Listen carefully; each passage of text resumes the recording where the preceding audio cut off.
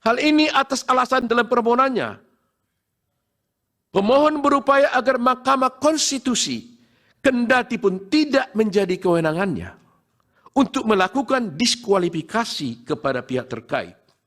Bahkan tanpa pemohon menguraikan mengenai berapa sesungguhnya jumlah suara yang benar menurut pemohon, sehingga mempengaruhi keterpilihan pihak terkait untuk kemudian dilantik sebagai presiden, sebagaimana ditentukan dalam pasal 6 ayat 3 Undang-Undang Dasar tersebut. Upaya penegasian oleh pemohon dimaksud merupakan suatu bentuk pengingkaran terhadap demokrasi yang sangat berpotensi melanggar norma pasal 6 Undang-Undang Dasar 45. Atas alasan pasangan calon presiden dan wakil presiden sesungguhnya dilantik menjadi presiden dan wakil presiden Republik Indonesia, karena memperoleh jumlah suara sebanyak tersebut di atas dan menang di hampir seluruh wilayah Republik Indonesia. Kemudian dipaksakan oleh pemohon tanpa disertai dengan basis data dan angka sehubungan dengan jumlah suara sah menurut dalil pemohon sebagaimana diatur oleh peraturan perundang-undangan. Bila mana kemudian didalilkan oleh pemohon bahwasanya diskualifikasi menjadi relevan karena isu pencalonan wakil presiden yakni Bapak Gibran Raka Buming Raka, tentulah dia tidak relevan. Atas alasan pencalonan Bapak Gibran Raka Buming Raka itu sendiri adalah didasarkan pada putusan Mahkamah Konstitusi nomor 90 garis miring PUU garis garing 21 garis 23. Sehingga pemohon bukan lagi berhadapan dengan KPU atau termohon dan pihak terkait, tetapi dengan Mahkamah Konstitusi itu sendiri.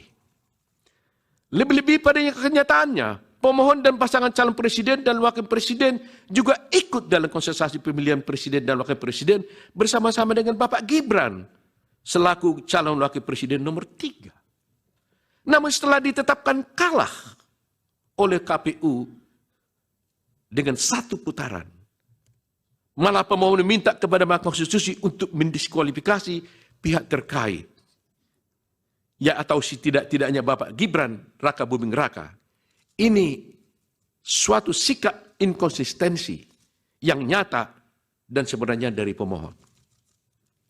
Sebagaimana kita memahami, perkara yang sedang diperiksa dan diadili oleh Mahkamah Konstitusi sekarang ini adalah perkara perselisihan pemilihan umum yang menjadi kewenangannya sebagaimana diatur oleh pasal 24C Undang-Undang Dasar Republik Indonesia tahun 45 yang kemudian dirinci oleh pasal 10 ayat 1 huruf D Undang-Undang nomor 24 tahun 23 tentang Mahkamah Konstitusi, sebagaimana telah diubah beberapa kali dan terakhir dengan Undang-Undang nomor 7 tahun 2002, yaitu kami sebutkan Undang-Undang Mahkamah Konstitusi.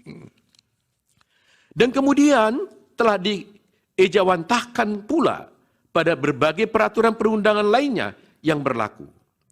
Bila mana kemudian kewenangan Mahkamah Konstitusi tersebut dikaitkan dengan konteks rezim pemilihan umum di Republik Indonesia, politik hukum dari pembentuk undang-undang, presiden dan DPR. Download Tribun X sekarang, menghadirkan lokal menjadi Indonesia.